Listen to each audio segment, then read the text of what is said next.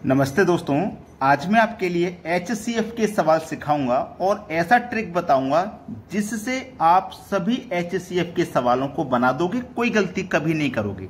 तो चलिए स्टार्ट करते हैं। पहला सवाल, वह बड़ी से बड़ी संख्या ज्ञात कीजिए जो 77, 152 तथा 227 को भाग देने पर समान शेषफल प्राप्त हो। देखिएगा, आपके पास पहली संख्या 77 है, दूसरी संख्या है 152 और तीसरी संख्या है 227।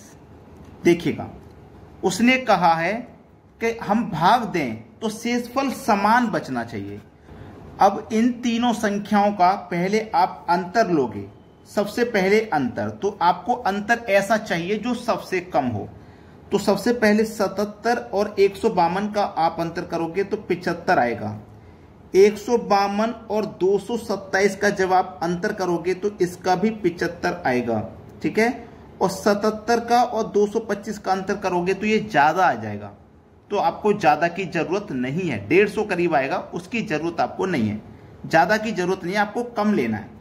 अब अंतर 75 आया है, 75 से अगर छोटा होता तो हम वही लेते। तो या तो हमारा अंतर ही HCF होगा या अंतर का कोई गुणनखंड होगा। जैसे 75 से मैंने काटा 77 को तो 75 एकम 75 कट गया। तो 77 को जब मैंने काटा तो 75 एकम 75 कट गया, तो कितना शेष बच गया? यहाँ पे 2।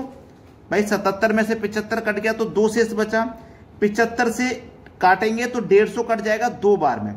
152 में से 150 कट जाएगा तो यहाँ पे भी 2 शेष बचेगा।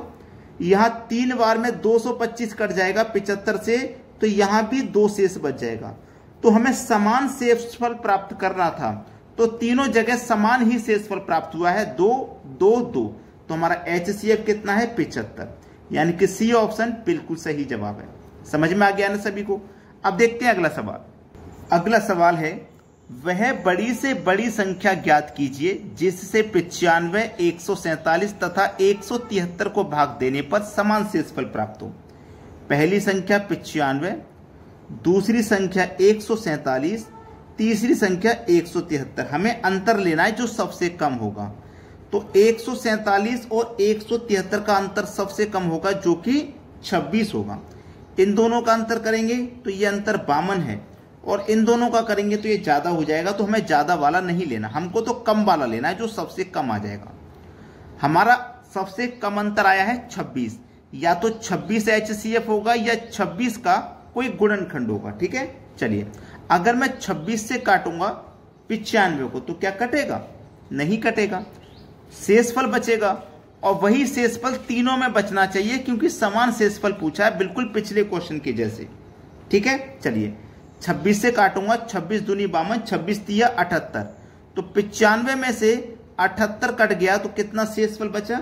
95 में से 78 कटा दो, 17 बचा। 147 है, अगर मैं 26 से काटूंगा तो 26 से कटेगा 5 बार में 130। तो 147 में से 130 घटा दीजिए क्योंकि ये कट चुका है। तो बचा कितना? 7 में से जाएगा 0 तो 7, 14 में से जाएगा तेरा 1, यहां भी 17 बचा। 26 से यहां 173 को काटिए तो 26 से 7 बार में कटेगा आपका, 173 को काटेंगे तो 156 तक कट जाएगा, ठीक है। तो आप 173 में से 56 को माइनस कर दो, यहां भी 17 बचेगा। तो हमारे पास समान शेषफल प्राप्त हुआ है तीनों ही जगह।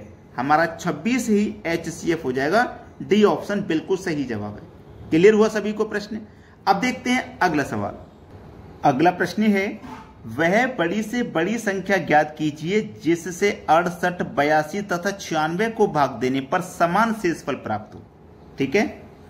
68, 82 और 96 को अगर हम भाग दें तो शेषफल समान प्राप्त हो।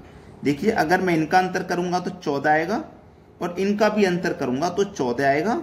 तो फिर इनका अंतर तो ज्यादा हो जाएगा, हमें ज्यादा की जरूरत नहीं है। इनका अंतर करेंगे तो 28 आएगा, लेकिन हमें ज्यादा नहीं लेना, हमें तो कम वाला अंतर लेना है जो कि 14 आया है। अब 14 से अगर मैं भाग दूंगा, 14 पंजे 70 कट जाएगा, लेकिन 70 तो ज्यादा है भाई। 5 बार में 70 हो गया, 68 से ज्यादा पहुंच गए, हमें ज्यादा नहीं पहुंचना, कम पे रहना है।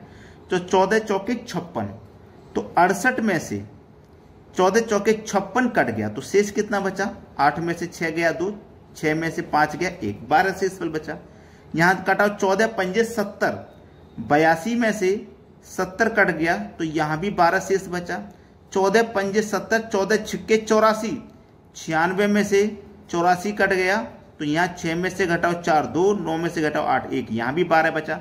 तो तीनों जगह देखो समान शेषफल प्राप्त हो गया, हमें 12 12 12 समान शेषफल प्राप्त हुआ। तो HCF हमारा कितना हो जाएगा? 14 हो जाएगा। ये सवाल का बिल्कुल सही जवाब है। अब देखते हैं अगला प्रश्न।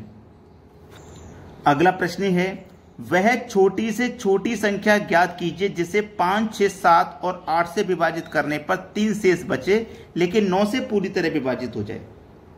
ठीक है, 3 शेष बचे, अगर हम इन तीनों संख्याओं से भाग दें तो 3 शेष बचे लेकिन 9 से वो संख्या पूरी तरह विभाजित हो जानी चाहिए। देखिएगा, इसका मतलब है हमें 5 6 7 और 8 का एलसीएम लेना पड़ेगा। इसका मतलब ये हुआ।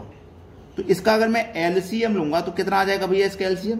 इसका एलसीएम लेने का तरीका है जो एलसीएम वाला मेथड है उसी से लो, या फिर लगातार संख्याएं जो होती है ना उनका मल्टीप्लाई ही एलसीएम होता है। ठीक है, मल्टीप्लाई। तो देखिएगा, इन सभी संख्याओं का मल्टीप्लाई करूंगा, 5 छिक्के 30 हो जाएगा। ठीक है, 7 तिया 21। ठीक है, 8 का 0 में करो 0, 8 1 8 दूनी 16। ये हो गया एलसीएम 1680। ठीक है, ये एलसीएम हो गया 1680। लेकिन ये संख्या 9 से पूरी तरह विभाजित हो जानी चाहिए। अगर हम इन तीनों संख्याओं से भाग दें तो 3 शेष बचना चाहिए। ठीक है, और आपकी 9 से पूरी तरह विभाजित हो जानी चाहिए, कहने का मतलब ये। तो ये 1680 पूरी तरह से कट जाएगा और अगर मैं इसमें 3 जोड़ दूंगा तो ये संख्या 1683 हो जाएगी। तो हम जब इन संख्याओं से भाग देंगे 5 6 7 8 से तो 1680 तक कटेगा, हर बार 3 शेष बच जाएगा। तो 1683 वो संख्या है जिसमें हर बार 3 बचेगा। तो 1683 हमारे किस ऑप्शन में है? ये रही हमारे बी ऑप्शन में। ये इस सवाल का ना बिल्कुल सही जवाब है। क्लियर होगी ना सभी को बात? किसी को कोई समस्या यहाँ पे बिल्कुल भी नहीं होगी। ठीक है दोस्तों, वीडियो देखने के लिए आपका बहुत बहुत धन्यवाद।